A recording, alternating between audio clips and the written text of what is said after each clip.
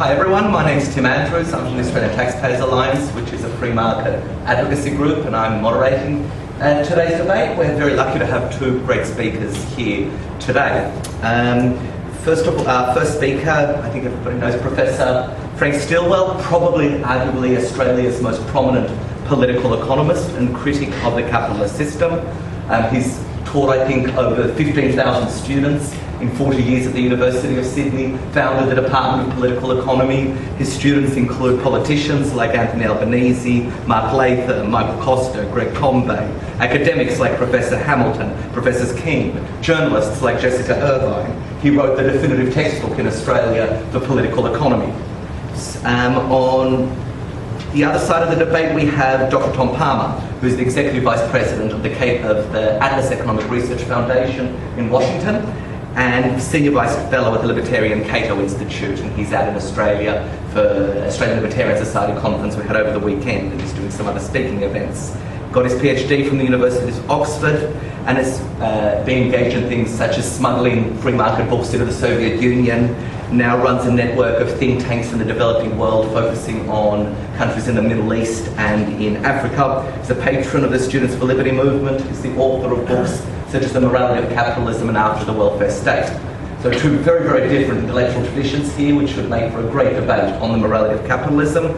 The speaking order is Frank will go first, and we will have 5 minutes introductory speeches, followed by 8 minutes each of more substantive remarks and 5 minutes each for conclusions, followed by 10 minutes or so of Q&A. I will be giving a sort of 30-second warning knock, followed by several knocks when the time is up, and if speakers keep going, a giant book will come drag them off the stage. So without further ado, I'd like to warmly welcome Emeritus Professor Frank Stilwell.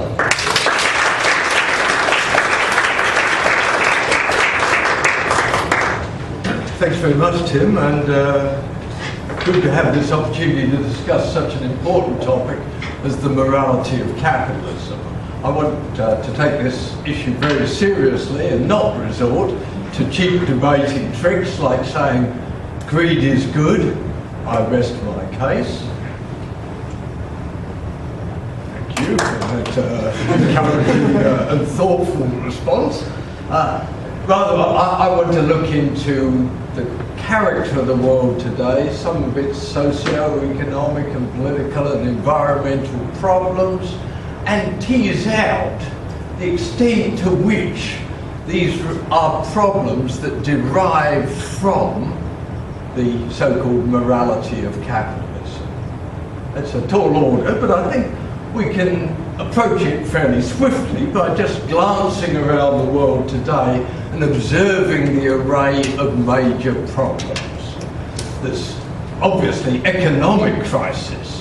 The global financial crash of a few years back is rippling on, indeed intensifying in parts of the world, with unemployment, business failures, people losing social security benefits, facing dwindling values of their superannuation and pension. In other words, economic catastrophe is, for many, a day-to-day reality in the current era. Although, of course, as always under capitalism, some are prospering and faring very handsomely indeed. Around the world, the share of income going to the richest 1% of households has increased spectacularly in recent years. We also observe around the world ecological crisis. Its association with capitalism is a little bit less direct, but clearly there is a collision course between an economic system geared for growth and a natural ecosystem in which sustainability is the dominant concern. Plundering the planet for the purposes of production, if you'll excuse my alliteration, is clearly an unsustainable process. And of course, associated with these economic and ecological problems are a growing array of social difficulties. some of which are attributable to those widening inequalities. There's been a lot of evidence, for example, which associates inequality with intense social problems.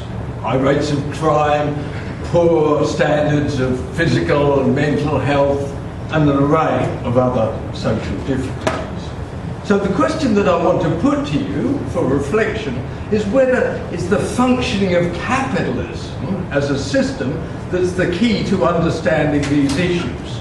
And in particular, whether it's the ethical basis of capitalism that is the key. It is, after all, a system based upon self-interest, the pursuit of self-interest, in particular the pursuit of material enrichment for the individual. Hence my opening quip, greed is good. It's perhaps a rather crude summary of the driver of capitalism, but arguably one can develop in somewhat more sophisticated ways that this is the view of capitalism that is common to both its proponents and its opponents. The proponents emphasizing that the dynamism of capitalism as an economic system arises from that self-interest. And the critics saying, yes, certainly, but all the problems that I've just catalogued and many more are the indirect consequence. And thus we need to work out some ways of either knocking the rough edges of capitalism so that self-interest is constrained by a broader social interest, or more fundamentally restructuring our economic and political system on a different basis in which social responsibility, ecological sustainability and egalitarianism are embedded in the normal economic and social functioning of the world in which we live.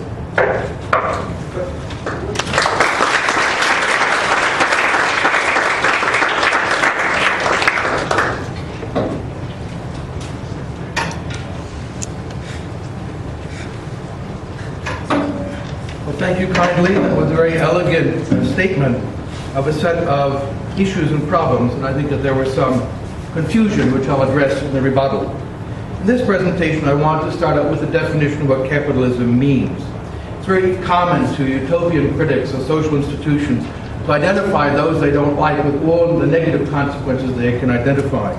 So we say capitalism means poverty, war, disease, mosquitoes, Vegemite, and other offensive features of the world. I think it's important to begin with an actual institutional definition. We should begin by distinguishing free market capitalism from cronyism, which characterizes so much of the world. When you have access to state power and people are willing to invest in access to state power, you will have all of the awful things that we observe and then some of which have been described. That's not the free market, when the state can play favorites with this group at the expense of that group, and intervene at for the benefit of some. So what we see with cronyism is concentrations of state power, people investing and having access to state power rather than in producing goods and services for willing customers, trade restrictionism, labor restrictionism, subsidies, bailouts, and all the rest. That's cronyism. And indeed, it's a feature of interventionism. Karl Marx, in his attempt to grapple with this issue, led to a completely incoherent approach. On the one hand, he discusses what he calls the bourgeoisie as producing for the market, but you'll also find in his writings the bourgeoisie are those who purchase state bonds and those who get favors from the state. Well, which is it? Which is it that was the offensive feature of the bourgeois class? I think Marx's analysis, on which Frank draws quite explicitly in his writings and other statements, is a total confusion. Joseph Schumpeter defined capitalism as that subspecies of all the systems characterized by private property. Notice it's a subspecies. Private property is not a sufficient condition for free market capitalism, which carries out new combinations of factors of production. That was the key. Innovation, the ability to innovate and do new things that others had not thought of before, and involving the creation of credit. Deirdre McCloskey, former editor of the Journal of Economic History, and a fabulous new book about bourgeois dignity, outstanding work of economic history, refers to it as the age of innovation. and defines capitalism as private property and free labor without central planning, regulated by the rule of law and by ethical consensus. If we read Marx with great care, we find, and most Marxists do not, it's my experience, I'm confident I've read more Marx than really any Marxist I've ever met. All 3 dull, tedious volumes of Das Kapital, for example, most read the first volume. He didn't really object to what he alleged to be exploitation. That was not his primary objection, but rather the way in which free market capitalism upended the world and changed social relations. He had no objection to exploitation per se. He enthusiastically endorsed it, as he did in 1853 in describing the British Empire's crimes in India. The question is, can mankind fulfill its destiny without a fundamental revolution in the social state of Asia? If not, whatever may have been the crimes of England, she was the unconscious tool of history in bringing that revolution. Marx was not a friend of the downtrodden. He was not a friend of those subject to imperial exploitation. And the reason was, individuals do not matter under his social philosophy. What matters are social forces. That's what's real, the reification of social power rather than the actual flesh and blood human beings. It should not come as a surprise that those who have attained power through his ideology have shown absolute disregard for human life, for real existing human beings who are sacrificed to their alleged ideals. Joseph Schumpeter, again, his definition of capitalism, he said something really profoundly important. The problem, as he put it in Capitalism, Socialism, and Democracy, that is usually being visualized, is how capitalism administers existing structures, whereas the relevant problem is how it creates and destroys them. All kinds of new industries, new ways of life brought into being, and others are swept away. And it has indeed changed human life. We have banished diseases beyond counting, extended the human lifespan, banished poverty, disease, ignorance, slavery, an institution that had existed for thousands of years of humanity. For evidence, you can go to freetheworld.com and look at the data, entirely publicly available, on what economic freedom or free market capitalism brings to people. Thank you very much.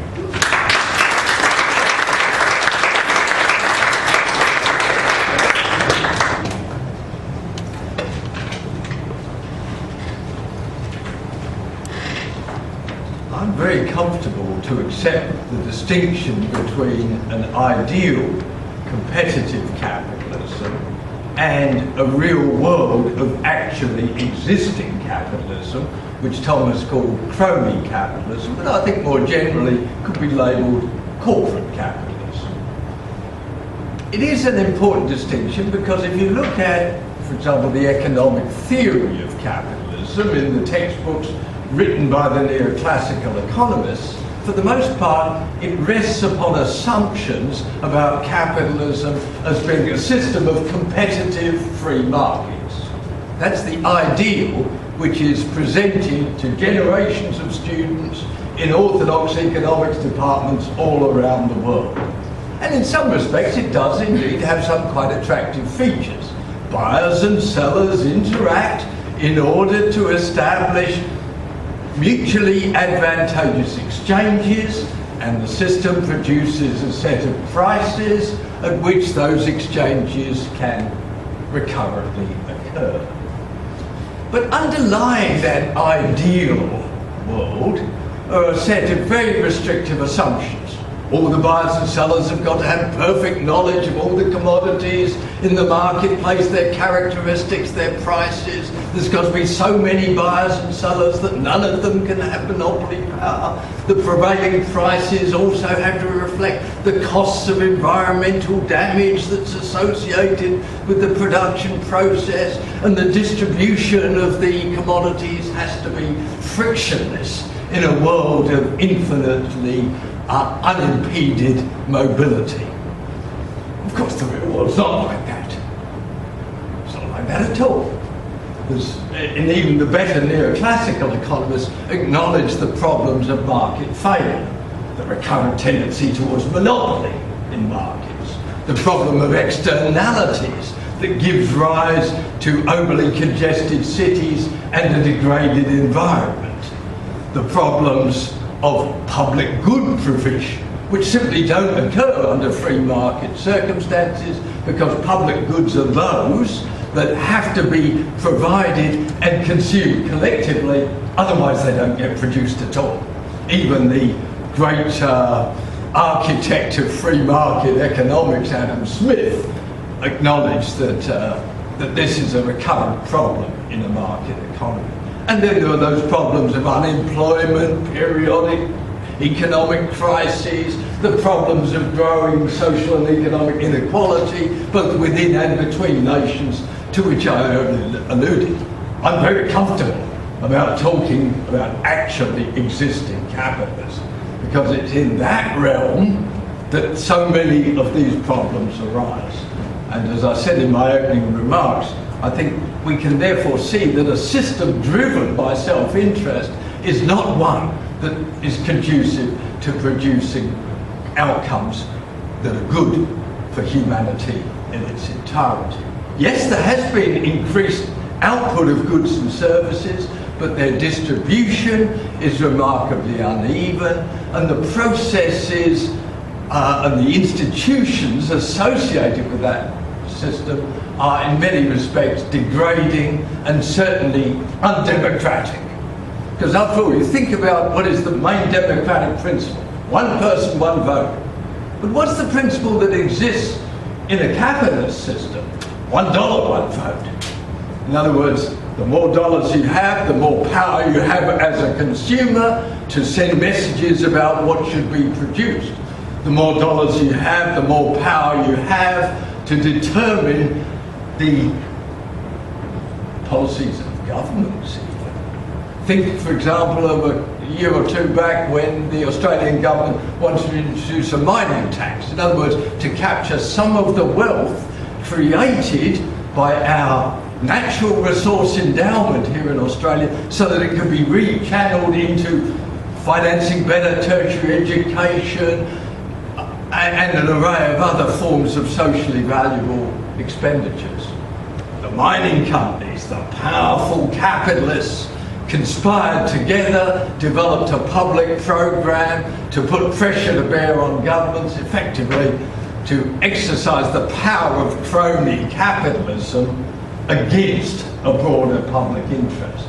I think there could be no clearer demonstration of the way in which corporate capitalism in practice does not act on good ethical principles. It acts in the way of self-interest and against a broader public interest. So to summarise, I'm very comfortable to distinguish the ideals of a individualistic-based, competitive, free market capitalism under conditions of perfect competition, because that ideal never existed and it never will exist. It's a fiction created by libertarians, neoliberals and right-wing economists to misrepresent how capitalism actually works in practice, which is all about the pursuit of self-interest against the broader social interest.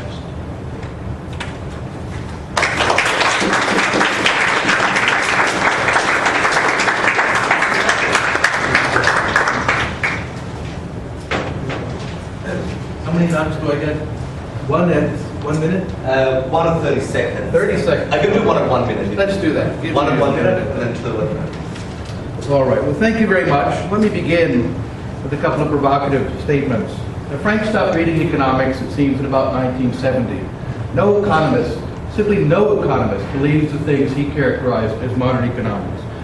The work of Ronald Coase, Douglas North, others, neo-institutionalism, has focused on the way in which institutions help to channel human behavior, to reveal information to disparate participants, and so on. This model, the so-called perfect competition model of a market, is an intellectual abstraction. No one has ever said it characterizes the real world, and anyone who rested their argument or hung it from such a very thin thread would not be very much of a formidable proponent of markets.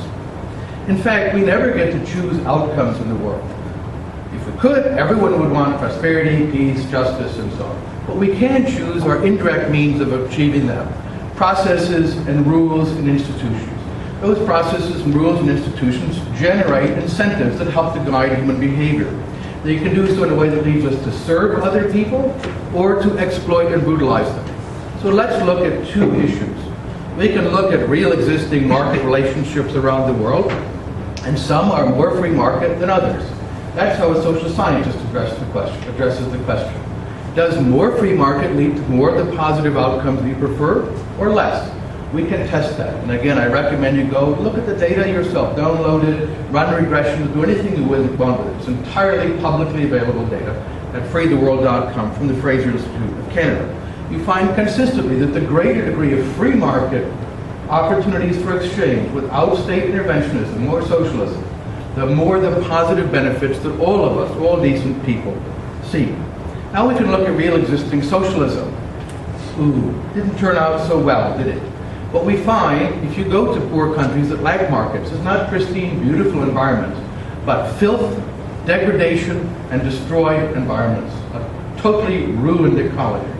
If you go to the Soviet Union, you would have found not wonderful people taking care of the environment because they loved each other and they loved nature. What you found was astonishing environmental destruction. The total destruction of the largest freshwater body on the planet, the Aral Sea, turned into an entirely dead body of water. There's nothing alive in it anymore. Thank you, real existing socialism. Why? It established incentives for people not to care about other people. Adam Smith, I would recommend going back and reading Adam Smith also, The Theory of Moral Sentiments.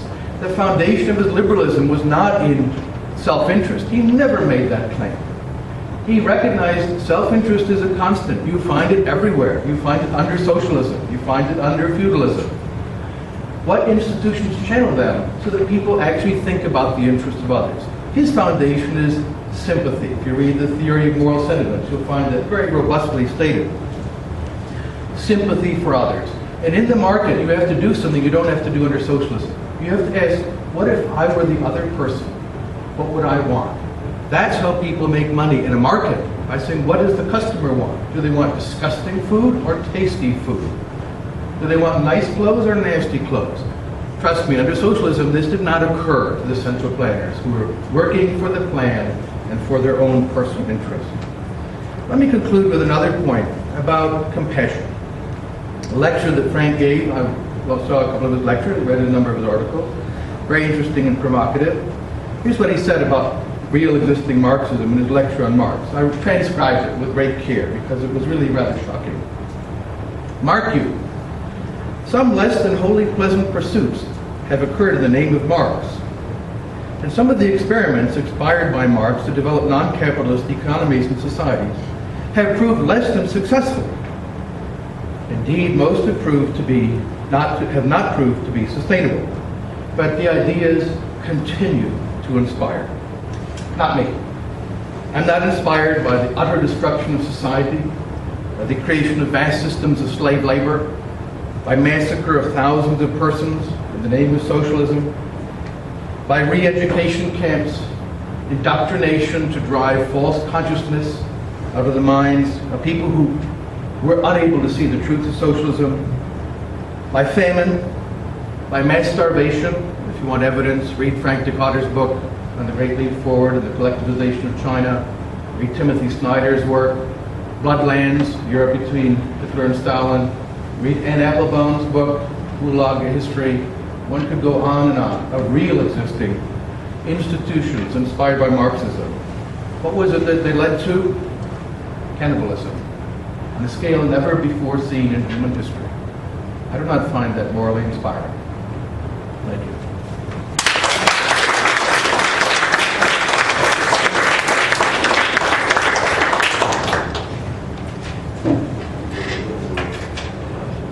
It's 5 minutes. With a knock at 4 minutes. We've went under time. It seems to me that to come out with the familiar right-wing catalogue of the evils of communism is the last refuge of someone who's losing a debate. This is a debate about the morality of capitalism, and it seems to me to be of little value to really go down that road. much more appropriate, I think, here I will pick up positively on one of Tom's other suggestions, is to go back to look at Adam Smith, who has had a couple of mentions here because of his pioneering role in making a case for individual freedom of the marketplace and therefore contributing to the development of capitalism. I'm delighted that Tom referred to the earlier work that Adam Smith wrote before he wrote his best-known treatise on the wealth of nations. That earlier work was called The Theory of Moral Sentiments, in which Smith set out complex arguments about the need for explicitly ethical or moral behaviour. In other words, arguing that a good functioning society depends upon respect of the citizens for each other, elements of trust, a capacity to feel the pains and sorrows of other citizens. In other words, arguing that underpinning what we would call a market economy, there must be social foundations that are not all about self-interest. They are about mutual respect and the forging of social solidarity. That's not, and which is why I'm so delighted that Tom referred to that Adam Smith, and not purely the advocate of market freedoms. If you ask, well, what's the relevance of all that today to modern liberal thought, I think it helps to explain the difference within the liberal tradition between the wets and dries. The wets, one might take Malcolm Turnbull as an example in Australia, draw from that more complex understanding about the economy and society, the importance of the social underpinnings of a good society and the political process. The dries have just a more straightforward libertarian case for market freedoms. And you can see it clearly where my sympathies lie in this regard, because it seems to me the straight-out libertarian case, which says socialism bad, individual freedoms and markets good, is appallingly crude. Appallingly crude. So my appeal to you is not the appeal of socialism. I'd be happy to have another debate about that if that were the topic of the day. But to emphasise that within liberalism there is a strong recognition among more intelligent liberals of the need to balance corporate power with state power, the need to balance the freedom to with the freedom from. In other words, the freedom to we all enjoy, the freedom to go shopping, the freedom to brush your teeth or not, as you choose, the freedom to walk, cycle or drive down a road. But bear in mind, of course, those freedoms have to be constrained. If you want to drive down the road, you should do so on the left-hand side. In other words, that's a simple illustration of how even within a so-called free society, we all accept the need for particular rules of the game. But more fundamentally, I think we have to recognise that where you've got gross inequalities of power, there have to be substantial restrictions on the uses that can be made by those individuals of their power. In other words, a good society requires various institutions which are concerned with social regulation, which are concerned with economic redistribution, and that opens the way to those broader set of ethical principles about which constitute a good society.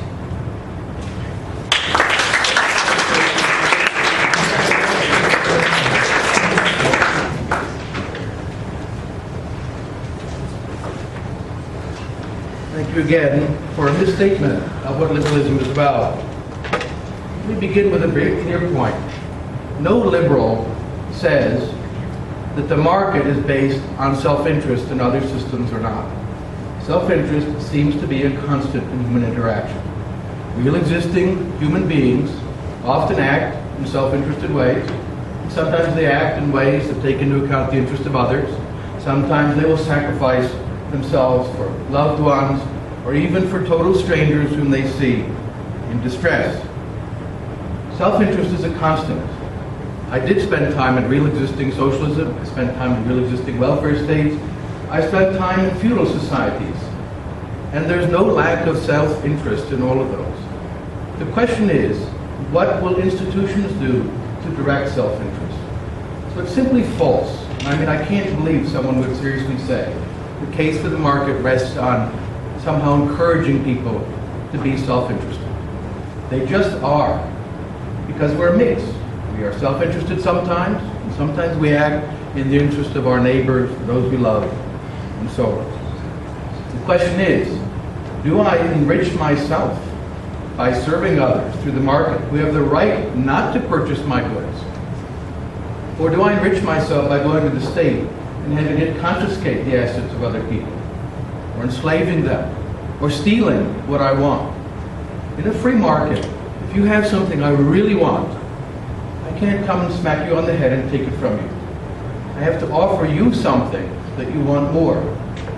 I have to come to you and say, I like that a lot. Is there something I could do that would induce you to part with it so that I might enjoy it?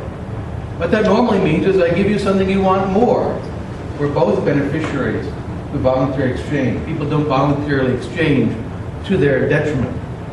However, involuntary exchanges systematically, consistently mean at least one party was harmed, because that party did not agree to the exchange. That party did not agree to it. It is a system of exploitation. Now the quotation, unsurprisingly, read as good, is from a fictional character, Gordon Gekko, who doesn't exist. He's a creature of fiction in a movie. That term is then constantly somehow put into the mouths of people who favor markets. In fact, it was written by a Marxist, who was the screenwriter for the film, who's trying to portray the market in its worst possible light. So no one really believes self-interest is just inherently good. People are interested in how we can channel human cooperation. Now, I quoted Frank's words to himself. He considered that the refuge of a scoundrel. He questioned my intelligence. In doing so, he said intelligent liberals wouldn't do that. Ergo, I'm not an intelligent liberal. All I did was watch his own film, his own lecture. And I really was shocked, because it showed a lack of concern and moral sympathy for the millions of people who had been worked to death in slave labor camps. And since I know some of the people who survived those camps, that really touches me.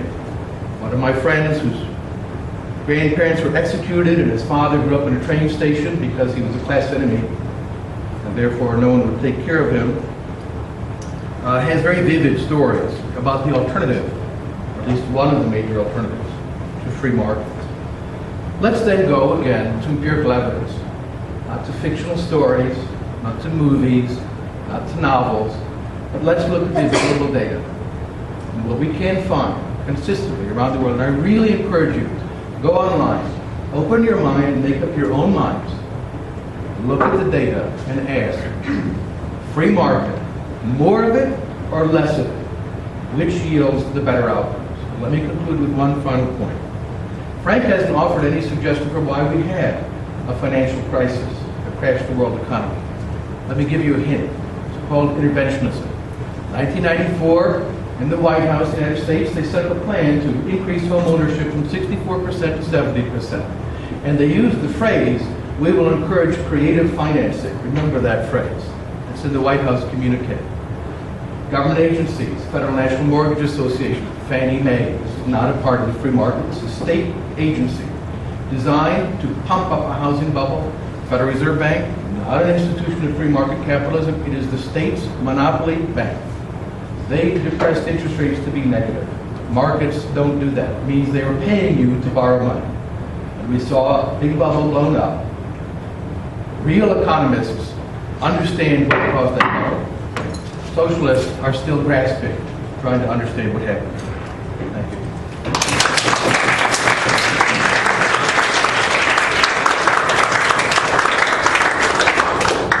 After that rather provocative debate. We have about 10 minutes for questions from the audience. Frank, I detected a lot of criticism in your addresses. What do you say to the idea that Marx is a critical theory and that's why Marxism inherently doesn't work in the real world, because it's just criticism of the status quo, you can't generate a viable alternative? Yes.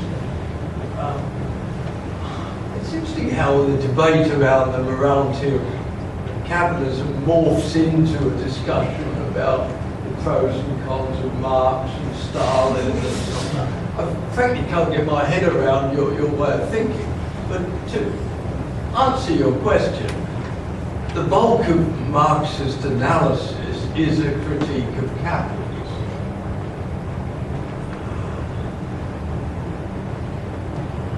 Critique of its material character, its tendency towards exploitation, inequality, economic crises, alienation. But there is within Marx, less well developed, some principles on which an alternative social, economic, political order might be constructed. I think it's fair to say that no society following Marx has developed those principles into a thoroughgoing and sustainable socialism. Certainly in the 20th century there were some major disappointments among socialists because the principal experiments did not prove to be sustainable. And there's a whole host of historical reasons that would require a much different session to go into. But in brief, the dominant interpretation of socialism was that of a command administrative model, which in the hands of Stalin in particular, and arguably also in the hands of Mao Zedong, perhaps even Fidel Castro, became repressive in its character. And therein lie a whole host of other social and political problems of which liberals will no doubt have scratched the surface somewhat to the top. They scratch a little bit of a worrying further deep. That's the best I can do. Next question. At the time. So Tom, you said that under socialism, that millions of people were subject to slave labour and were treated awfully. What would you say about the effect of capitalism on third world countries and the way labour is, the labour market is conducted around the world, and how we, the Western countries, Western developed nations exploit third world countries for their labour and disproportionately pay them? Would you say that that is equal to the ills of socialism? Because I would. No, I would. Let me explain why. I spend actually more time in poor countries than I do in wealthy countries like Australia. The opportunity for someone to work for the world market normally means for those persons an enormous increase in their living standards. Let's look at the experience of India under the license Raj and protected quote-unquote economy, lack of international trade. That was changed starting in 1991 with the reforms of Manmohan Singh.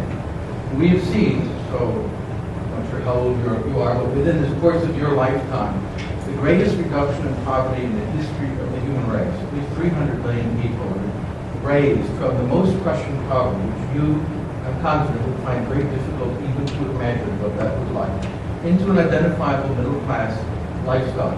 This has been the biggest transformation in human living relations in the entire history of the human race. What made that possible? The relative opening of the market in India. Similarly in China, again, incomplete, not system I would prefer, but moving in the direction of free market exchanges. Again, hundreds of millions of people raised from unbelievable poverty. No one in this room, unless you're from that country, could imagine what that was like. The extension of market relations has raised people. Now, one might say, well, there's still some people left behind. That should move the conscience. What should it move us to do? Allow them access to the market economy as well, that they may also participate in that benefit. The worst thing you could do would be to say, we're not going to allow you to buy products from low-income countries. We'll guarantee they'll be low-income and poor forever. If you want to raise their productivity, peacefully buy from them what they can produce, and you will make your life better. Next question.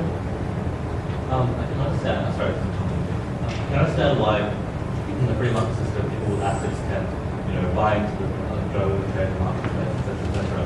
But isn't that more of a case of social democracy to a situation where the state can raise people who have nothing, homeless or absolute poor to a level where they can then interact with the marketplace? Or do you disagree with the welfare state and vision of free education, free healthcare, etc.?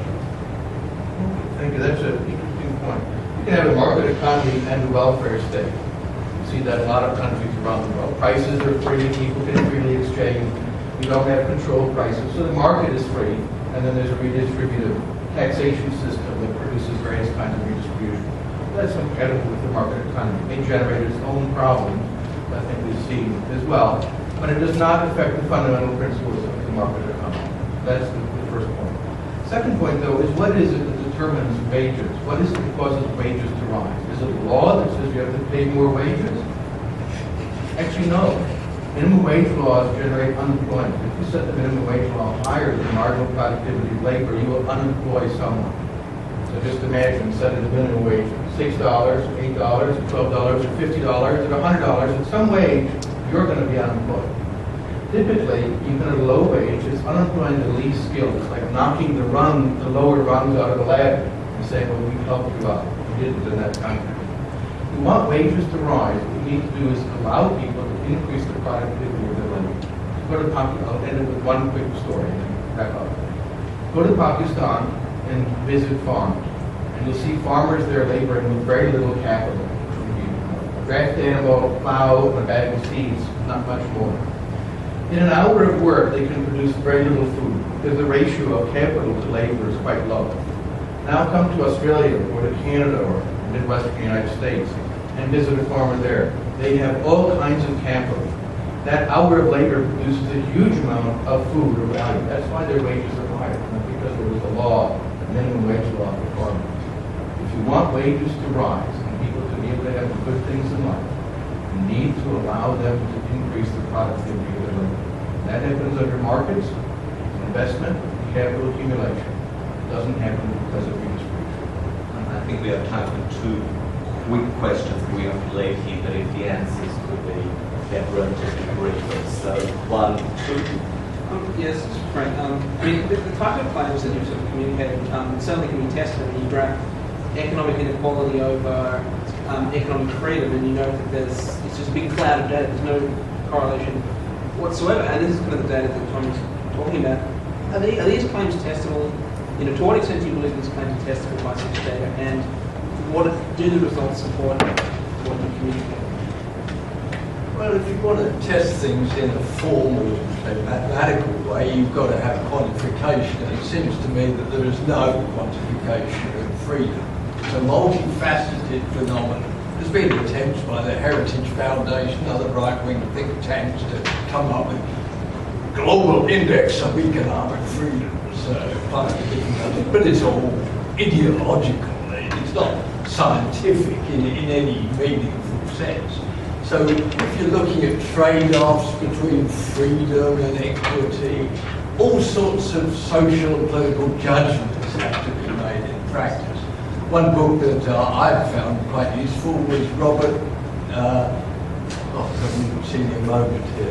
Kuttner's book, The Economic Illusion, which explores whether the countries that are more equal in their distribution of income as well are more or less effective in producing positive economic outcomes. On the whole, he suggests that there's no correlation at all, and that some policies may be conducive to both more equity and more efficiency. Other policies can score badly on both counts, and others do involve perhaps trade-offs between equity and efficiency in their outcome.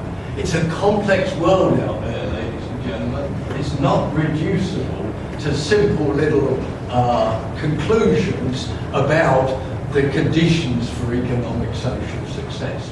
And that's why I'm inclined much more towards mixed models that draw selectively on the things that actually work, rather than trying to read things off some sort of general ideological script. This is sort of talking to both Tom and Frank. In New South Wales, the last 12 months, something quite curious has happened. We've had a relatively self-branded libertarian conservative state government.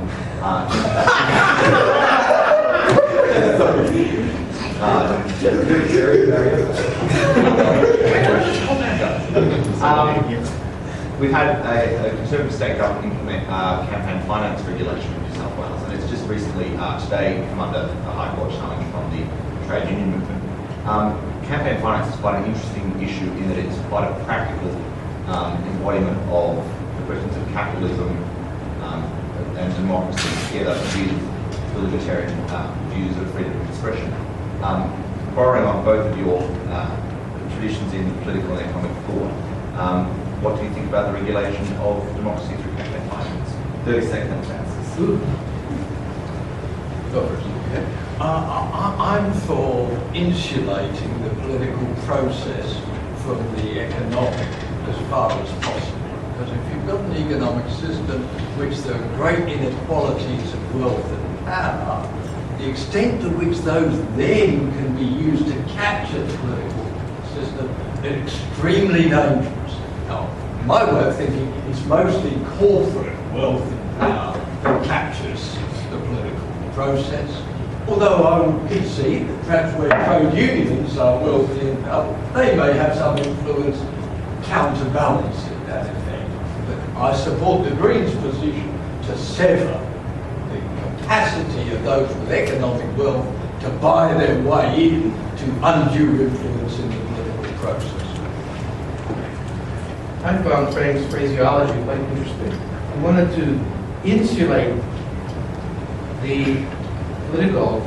insulate politics from economics. But I think you can't do that unless you insulate economics from politics. That is to say, limiting the power of politicians. Why is it that people want to buy politicians? Just for fun? They're dull. They're not fun people. We buy them when we go into politics because they can give us stuff they steal from our neighbors. That's why we do it. Because we can oppress other people using the state. And the idea that we would have an unlimited state is, without corruption is a fantasy. I think that's all we have time for now, so if everyone could please thank our two speakers.